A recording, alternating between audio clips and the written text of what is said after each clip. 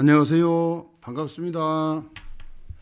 오늘은 한 수백억 번을 이야기하고 강조해도 전혀 부족함이 없는 그런 대목을 말씀을 한번 드리고 싶어요. 부모님의 은혜에 관해서인데, 부모님 생각하면 사실 눈물부터 나죠. 바로 읽어보겠습니다. 부모를 위해서 수백 자루의 칼로 자기 몸을 찌르면서 1000겁을 지난다 해도 부모의 은혜에 미치지 못한다, 이렇게 되어 있습니다. 늙을 때까지 계행을 지니는 일이 즐겁고 믿음이 뿌리 깊게 내리는 일 또한 즐겁다. 밝은 지혜를 얻는 것도 즐겁고 온갖 나쁜 일에서 벗어나는 것도 즐겁다 그랬거든요. 열반이라는 것은 죽음을 열반이라고 하는데, 원뜻은 죽음이 아니고 이게 살아가면서 우리가 겪는 온갖 고통과 괴로움, 번뇌와 갈등, 그 불길이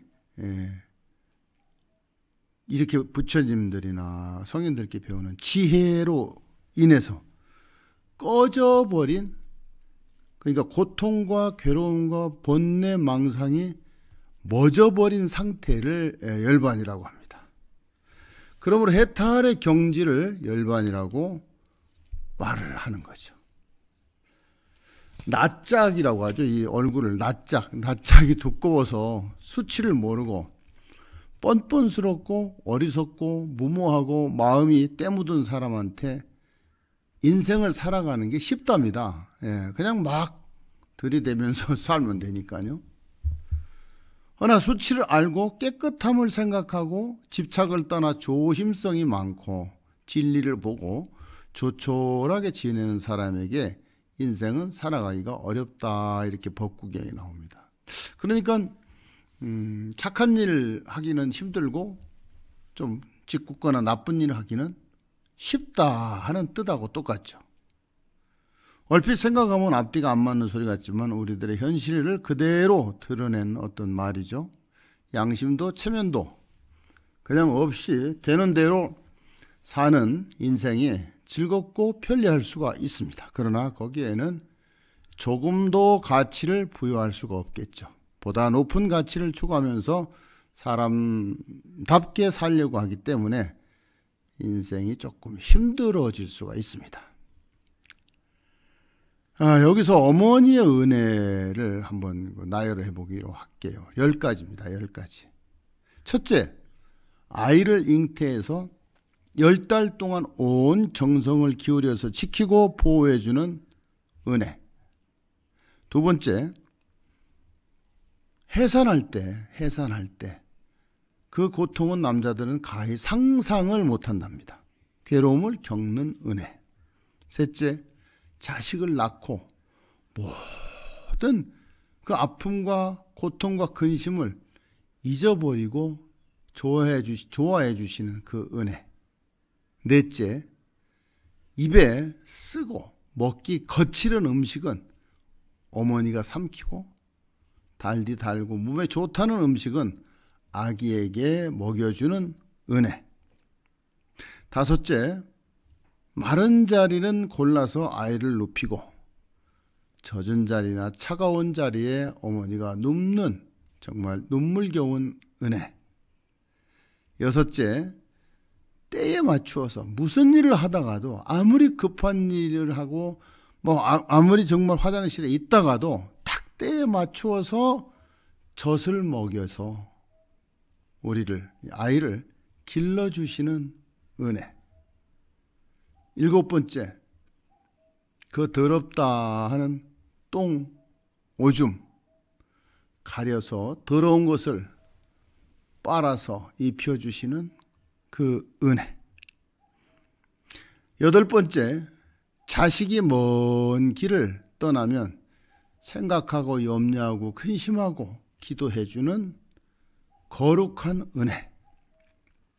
9번째, 자식을 위해서 불선업이라고 그러죠. 악행을 자식을 위해서는 악행 또한 마다하지 않고 번연히 벌을 받을 줄 알면서도 저지르시는 그 은혜. 10번째, 늙어서 당신이 죽을 때까지 자식을 사랑해 주시는 은혜. 이렇게 10가지 은혜가 있답니다. 자식이 부모가 자식을 사랑하는 거에 10,000분의 1만 행한다 해도 효자랍니다. 부모인 자기는 자기 자식에게 어마어마하게 잘하면서 자기를 낳아준 부모에게는 왜 소홀히 하는지를 한번 생각해보는 참 그런 대목입니다. 제설 신어에 나오는 이야기가 있습니다. 진나라 때인데 환은이라는 사람이 배를 타고 삼엽이라는 곳을 지날 때 그를 따라가던 시종 한 사람이 원숭이 새끼 한 마리를 붙잡았어요. 중국에는 원숭이가 많죠. 어미 원숭이가 이 새끼 원숭이를 못 잊어서 울며 불며 슬피 울면서 배는 가는데 그 강변을 따라서 배를 따라오기 시작합니다. 약 100여리가량을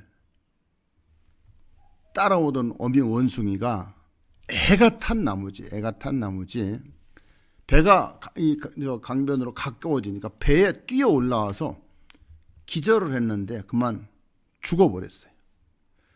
사람들이 이제 중국 사람들은 뭐 책상다리 빼놓고 다 먹는다고 하지 않습니까? 먹으려고 했는지 어쨌는지 하여튼 그 어미 원숭이의 배를 갈라보니까 어미 원숭이의 그 창자가 갈기갈기 마디마디 끊어져 있더랍니다.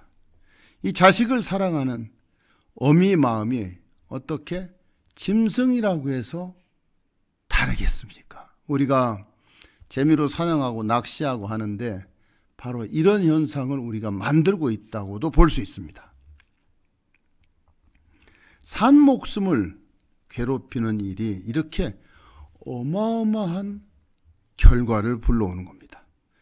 그래서 태공은 이렇게 말을 했습니다. 효도하고 순종하는 사람은 자기도 다시 효도하고 순종하는 자식을 낳을 것이요, 불효한 죄를 범하는 사람은 자기도 다시 불효한 자식을 낳을 것이다. 처마 끝에 떨어지는 낙숫물을 한번 보시면 방울방울 떨어져서 조금도 어기거나 옮기는 일이 없이 제자리에 떨어지는데 바로 그런 이치입니다. 내가 한 짓은 그대로 갚음을 받습니다.